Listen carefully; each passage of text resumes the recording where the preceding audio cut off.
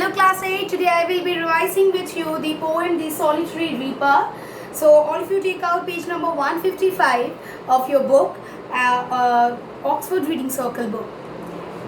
Behold her single in the field. So the writer is asking the readers to see her. Who is this her? The young girl who is is in the field. So who is the writer here? The writer is William Wordsworth, and he is asking the readers to see the girl who is reaping in the field. Yon solitary highland lass. So there is a girl. Yon, that person over there. So there is a solitary girl who is all alone, reaping and singing by herself, reaping and singing, cutting and binding the grains together.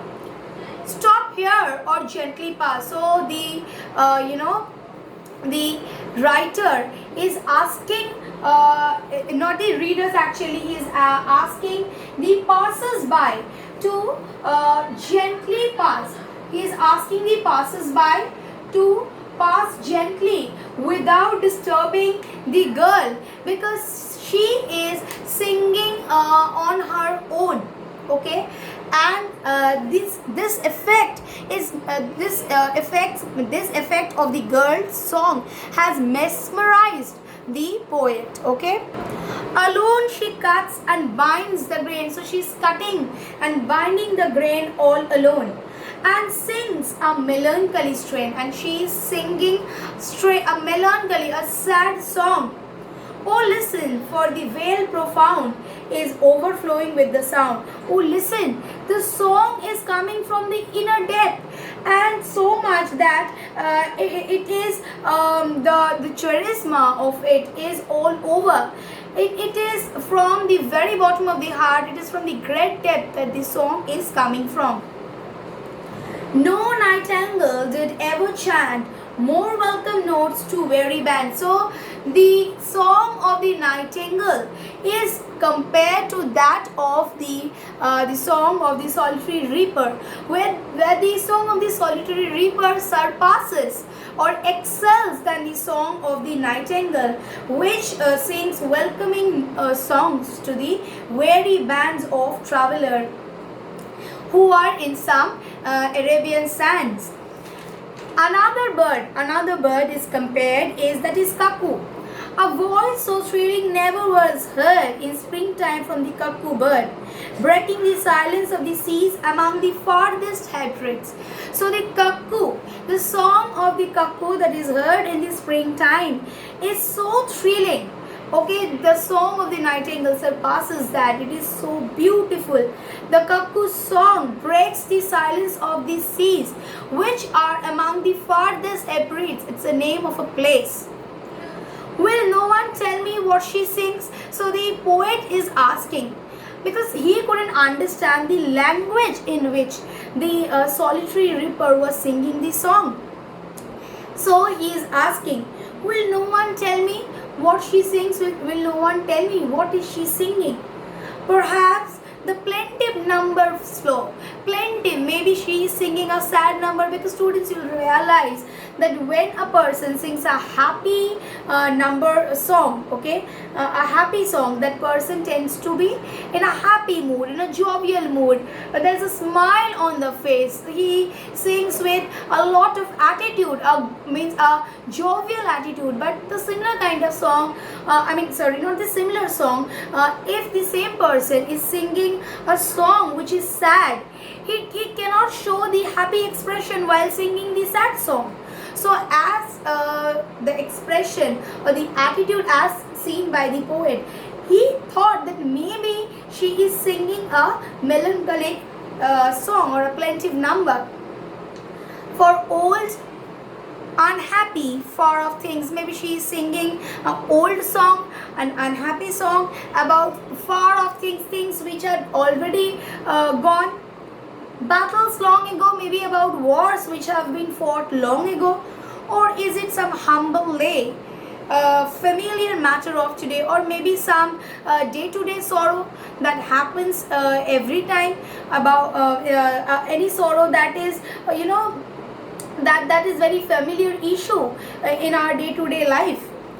Some natural sorrow, loss or pain, or some natural sorrow, some loss that she had incurred, some pain that she had received, that has been, or maybe again, or maybe it had already been, the sorrow had already been in her life, or she is in a fear that she might receive some kind of sorrow in future, and that is the reason what makes her sad.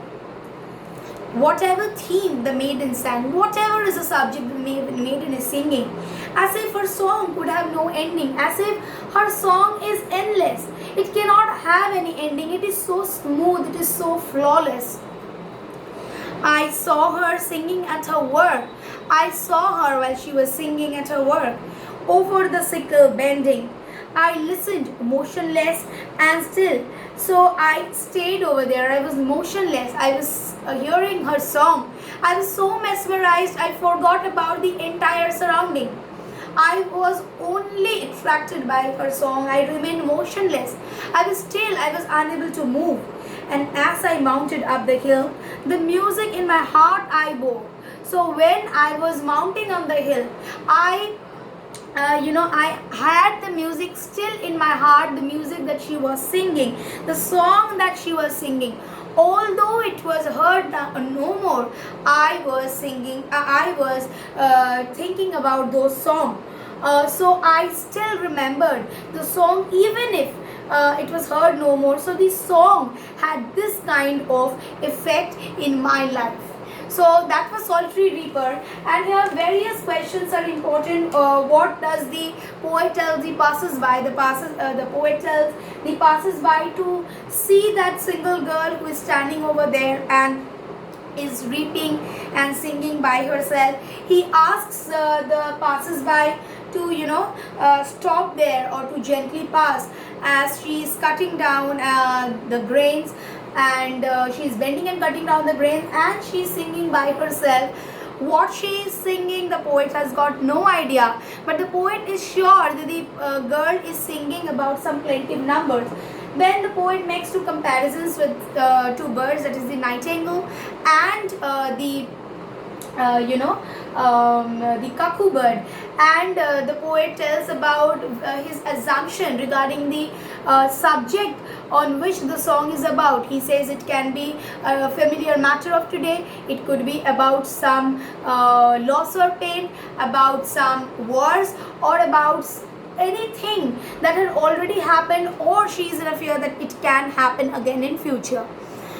What effect the poet has is that he is so mesmerized that he cannot do anything. He stands over there, he is motionless, and although he is mounting up the hills, leaving the plain where she was working, he still bore the music in his heart. Whatsoever the music or the song was heard no more. So along with this video, you will get one PDF attached. Try to write down the answers on your own for your revisional work. Thank you. Hope you have enjoyed the class.